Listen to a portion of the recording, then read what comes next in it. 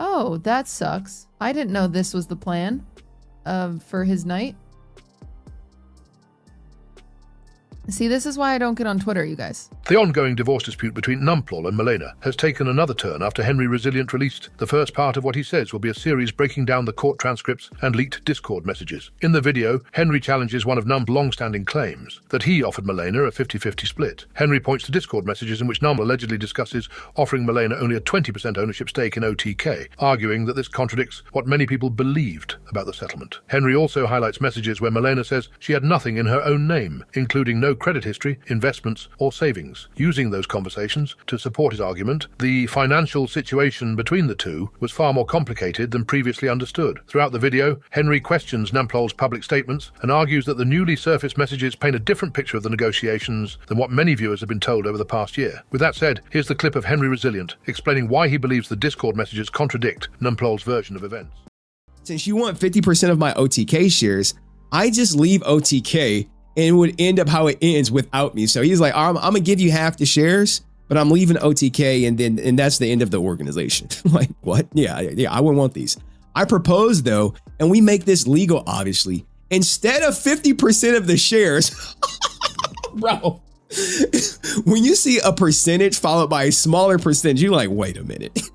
Instead of 50% of the shares, you take 20% of my share of the sale of the company when it eventually sells, and then I'll work to save it. Wait, so after I get you out the company, I'll save it. But how about instead of the 50% of, his share or their share that she would be legally entitled to, he offers her 20% of my share of the sale of the company.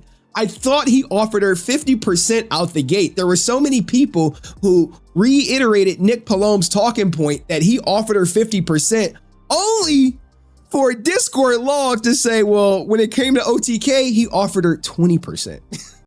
Some viewers sided with Henry, arguing the messages suggest Nmplol never truly intended to give Melena a full 50% stake in everything. Others questioned Nmplol's finances altogether, speculating about his reported net worth and whether all of his assets had been accounted for. However, many others pushed back against Henry's interpretation. Several users argued he was conflating two separate issues, saying Nmplol's public claim about offering a 50-50 divorce settlement referred to the division of marital assets after the divorce was filed, while the Discord screenshots Henry cited were relationship arguments from 2024, discussing a potential ownership stake in OTK. Those commenters maintained that a 20% discussion regarding OTK ownership is not necessarily inconsistent with a later 50-50 divorce settlement, and accused Henry of presenting the screenshots without enough timeline or legal context. Overall, the release of Henry's first video has only deepened the debate. While some viewers believe the leaked messages undermine Nmplol's previous statements, others argue the evidence is being interpreted out of context, with both sides now focusing heavily on the timing of the messages and what exactly was being negotiated. ASMON has weighed in on ExtraEmily's return to Twitch, following her recent ban over the driving incident that sparked widespread backlash. During a recent stream, ASMON said he believes the solution is actually pretty simple, sharing in the following.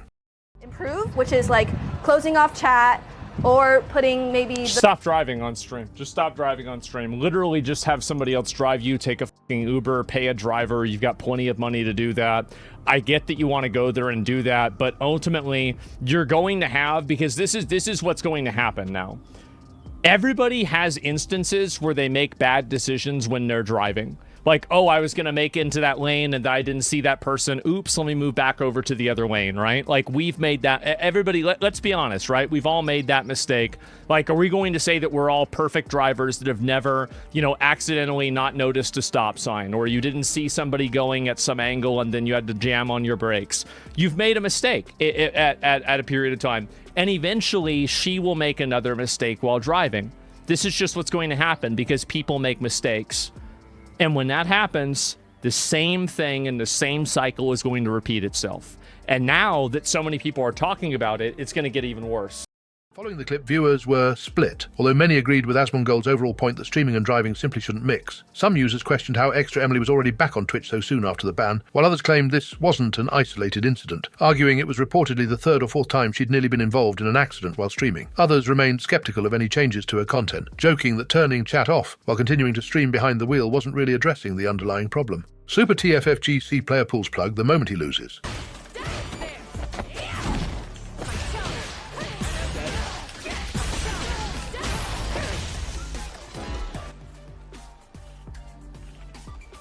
Yo, Iowa FGC, keep this fucking man in check. Chocobo?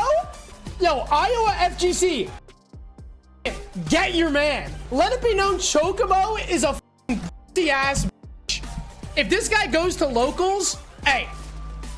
Saw this live, this was actually the rematch, and the dude pulled his plug. The second he got whooped in the rematch, Guga caught. Street Fighter 6 rage quits are the worst, especially because they're so obvious, like 90% of the time. I wish they still awarded whoever was ahead or going to win the W. Pulling the plug mid-rematch is some next-level frustration. Yeah, but as you can see, it's clearly just as frustrating to not get to the win after a disconnect. That's why people do it. If they knew the opponent was gonna get the win no matter what, that would eliminate a massive amount of rage quitters at that point. It would just be faster to take the L. But since they know the other player won't get to win, and it'll be as equally as frustrating for them, people do it all the time.